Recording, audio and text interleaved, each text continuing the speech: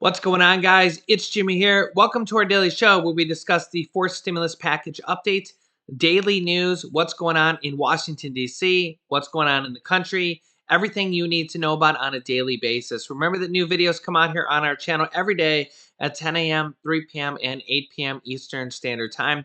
If you haven't subscribed yet, make sure to subscribe down below so you don't miss out on new videos. It's completely free to do so, and I will keep you up to date with everything going on here in our country. Also, don't forget to hit the like button for us down below. We got a lot to cover. We're also going to cover what could be happening today with the stimulus package and the House of Representatives. We're going to hear from Democratic Representative Pramila Jayapal on what will be happening possibly today and this week. Also, with Senate Majority Leader Chuck Schumer and gas prices and what they're pressing President Biden here to do. Also, a new poll shows that Republicans are in the lead. We got a lot to cover here today, so let's just jump right in. Yeah, Senate Majority Leader Chuck Schumer, a Democrat, says yesterday that President Biden must tap into the oil reserves to lower gasoline prices, and says this to President Biden here. You can see here that Senate Majority Leader Chuck Schumer is pressing President Biden to tap the oil reserves to lower gas prices for the country. Yeah, Senate Majority Leader Chuck Schumer urged Biden administration on Sunday to make use of emergency petroleum reserves in an effort to lower gas prices ahead of the holiday season. He says, quote, "We're here today because we need an immediate relief at the gas pump, and the place to look at is the Strategic Petroleum Reserve," Schumer said during a press conference in New York on Sunday. Quote, "No industry is spared, but fuel gasoline is the worst of all," Schumer said of the ongoing supply chain disruption. "Let's get the price of gas down right now, and this will do it." But analysts have said that making use of the reserves would only provide a short-term solution and wouldn't increase the country's production capabilities, Reuters reported. While Biden has not committed to tapping the U.S. Strategic Petroleum Reserve, which is located in the caverns on the coast of Texas and Louisiana, Energy Secretary Jennifer Granholm has said he is considering it. Quote, "That's one of the tools that he has, and he's certainly looking at that," Granholm has said last weekend. Granholm also said that she was hopeful that gas prices would not reach an average of $4 per gallon across the country, noting that the Organization of the Petroleum Exporting Countries was, quote, "controlling the agenda." Last week, the average gas prices in the U.S. actually fell to $3.41 per gallon, down 1 cent from the previous week, but up more than $1 from the same time last year. A new poll shows that Republicans actually hold the largest edge in early midterm voting preferences in 40 years. Wow. Republicans are in the best position to retake seats in Congress during midterm elections in 4 decades, according to a new poll. An ABC News/Washington Post poll published yesterday on Sunday found if midterm elections were held right now, 51% of all registered voters say they would vote for a Republican in their congressional district, as opposed to only 41% who said they would vote with a Democrat. The rest would be undecided or vote independent. That figure represents the largest lead for the GOP in the 110 polls conducted by the two news organizations since 1981, ABC noted. It also represents only the second time since 1981 Republicans had held a statistical advantage in that category.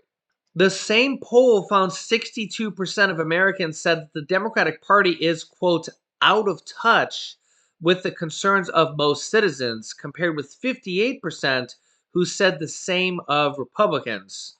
So apparently most Americans think that both the Republican and Democratic Party are, quote, out of touch.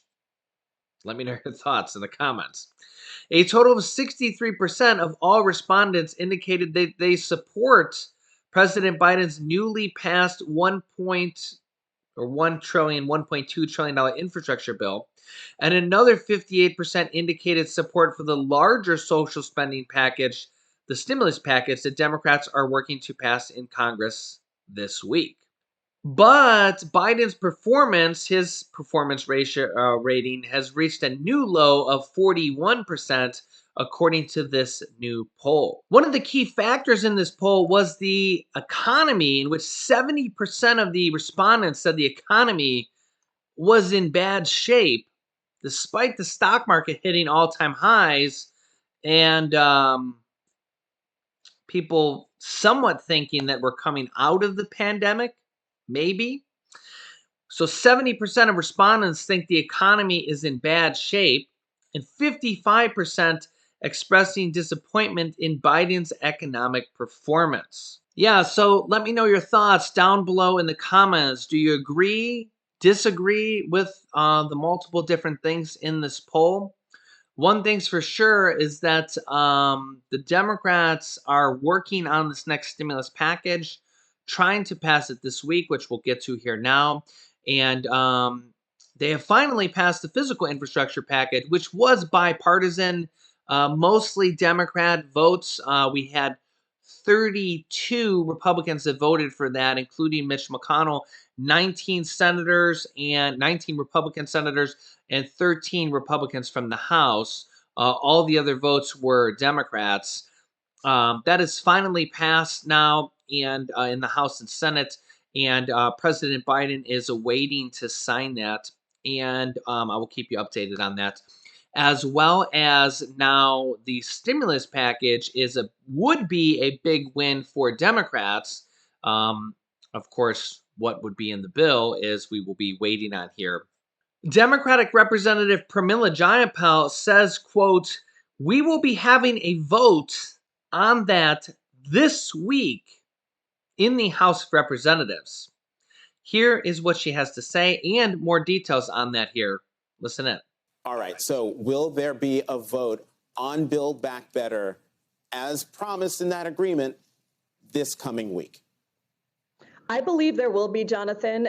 It's not the CBO score that we're waiting for. The 6 Democrats that we made a written agreement with and that publicly committed to us and to the President of the United States that they would vote on this bill pending agreement on top lines for the score, or not the score, but the fiscal information that would come from the CBO and the information that was already provided by the White House. That's really all we're waiting for. We're not waiting for a full score. So I do believe that we will have a vote this week on the Build Back Better Act. It will go to the Senate, and then it will be up to the Senate Democrats and the president, who gave us his commitment that he believed that he could get this across the finish line in the form that that the framework was presented. So yes is the short answer. We will have a vote this week. Okay, and I just want to be clear. Yes, we will vote this week means the we is we in the House, correct? That's correct. The agreement that we made was about passing the bill through the House, and that has been what we've been saying for weeks, that we wanted to make sure we passed both bills through the House. The Senate, we are taking the president's word and our Democratic colleagues in the Senate, who need to do the work to make sure they've got 50 votes in the Senate, to pass the Build Back Better Act, which, of course, Jonathan, if we can just take 30 seconds and say, this is truly the transformational bill that will bring Americans relief. This is universal child care, universal pre-K, $555 billion of investment into bringing down carbon emissions following our performance at COP26 this past week. It is also the biggest investment in housing, $150 billion in housing, and also in healthcare, lowering healthcare costs for all Americans, including by cutting the cost of prescription drugs and capping the cost of many, many important drugs like insulin, as well as, of course, lifting up immigrants. These are all the things that are in this transformational Build Back Better Act. Okay, so number one, Pramila Jayapal, leader of the Progressive Caucus, the Democratic Progressive Caucus, which is 96 members in the House, says they will be voting on it this week. You heard her say it. The question is, will that vote be today? That will be a good question. We will be finding that out later today. I will keep you updated. Here's the rest of what she has to say. Okay, so that is in the Build Back Better Act as envisioned by the House of Representatives. And as we have seen, the House of Representatives, when a bill comes to the floor, when the House decides to pass something, it can pass. And I think for a lot of people who have been watching, there's no concern about the House of Representatives, whether you guys will actually pass Build Back Better. The concern comes in when that bill travels over to the other side of the Capitol, to the Senate, and what the Senate is going to do to build back better. Are there things within the bill that that will pass the House? Are there red lines in there that once it comes back from the Senate, you can't possibly vote for passage of Build Back Better? Well, the big thing to know here, first of all, it was not in, it was not assured that the bill would pass the House. That was a lot of work that we had to do to get us to the point where we were going to get hopefully every single Democrat. We might lose one. But every single Democrat to say that they would vote for the Build Back Better Act as it was drawn. But I think the important thing here, Jonathan, is what we've been waiting for the last 4 weeks or 5 weeks, and what the Progressive Caucus was able to get, is actually negotiations to take place between the two senators, Sinema and Manchin in the Senate, the White House, and the House, to get the vast majority of the bill pre-conference. That just means agreed to. Negotiations had not happened prior to 5 weeks ago, prior to us saying we got to pass both these bills, and we're going to make sure that we're not leaving anybody behind. Now, the vast majority of this bill has been pre-conference. That is why it's no longer a $3.5 trillion bill. It's a $1.75 trillion bill. There are a few things that the House did add to the bill that have not necessarily been fully pre-conferenced, and hopefully the Democrats in the Senate and the president can prevail upon one or two senators to make sure that those pass. And that is going to be some work. But I just want to be clear, the vast majority of this, thanks to the work of the Progressive Caucus over the 5 weeks, has been agreed to by everybody. Okay. So you mentioned, agreement of one or two senators, and we're talking about Manchin and Sinema. It's been reported that you have had meetings with Senator Sinema in the weeks prior. How confident are you that she is a serious negotiator, and that the meetings that you have had with her will result in a Build Back Better Act that can actually get out of the Senate and actually get to the president's desk for signature?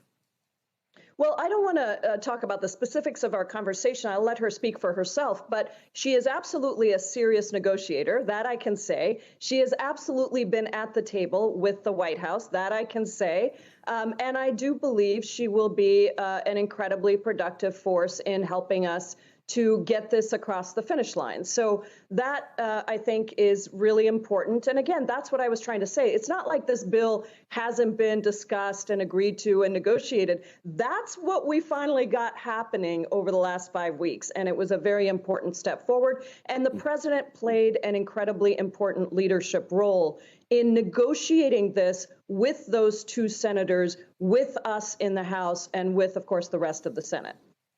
So one of the things, now let's talk about Senator Manchin, because as I said in the intro, Senator Manchin has been expressing concern about inflation before those big inflation numbers came out last week, showing a 30-year high.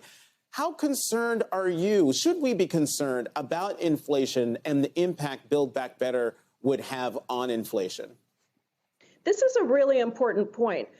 Part of the reason that people are talking about inflation is because there are costs rising for American families across the country. And that is in large part due to supply chains, plus the recovery, the natural recovery from the COVID crisis and the economic crisis that we've been in for the last 2 months. And thanks to the president, we've made incredible advances, progress on all of these things. But it's going to take some time because we're not through COVID.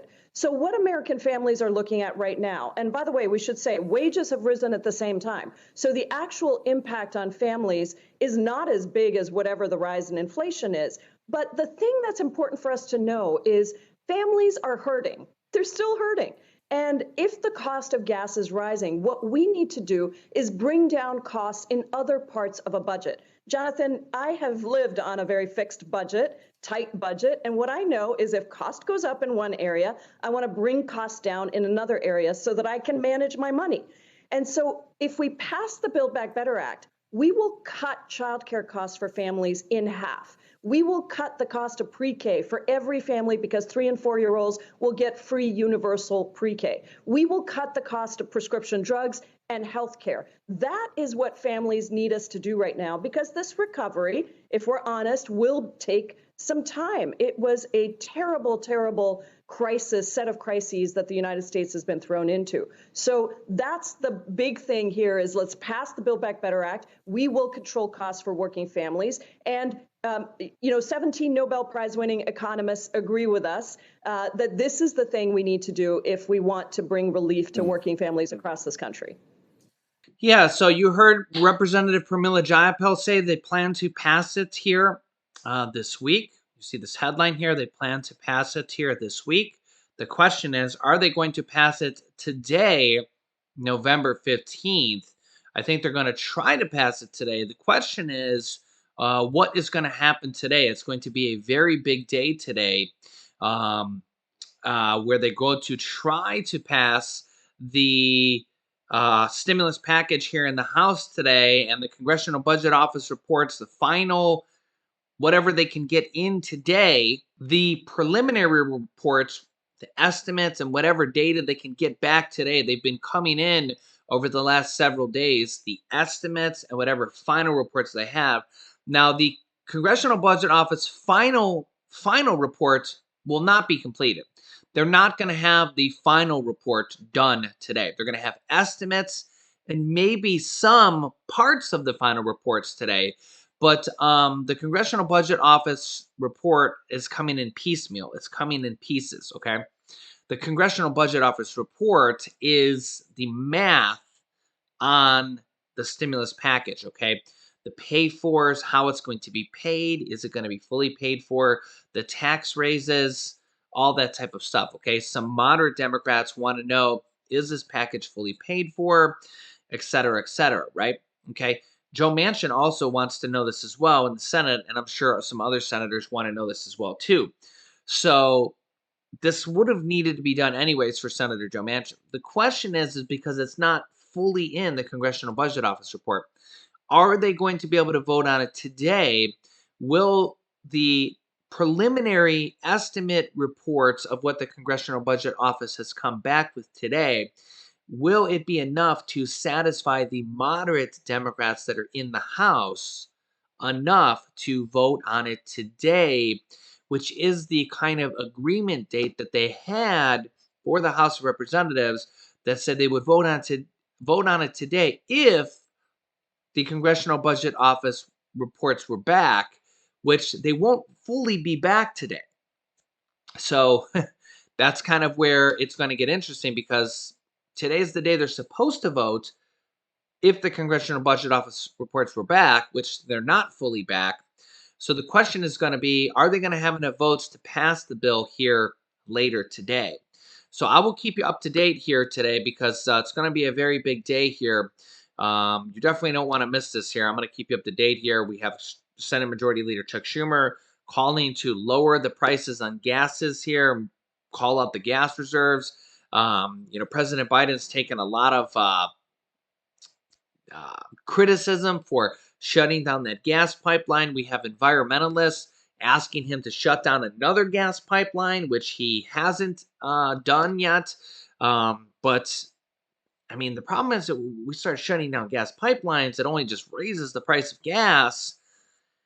Unless these pipelines are like legitimately leaking or something like drastic, like we shouldn't really be shutting down gas pipelines because all it does is just raise the price of gas.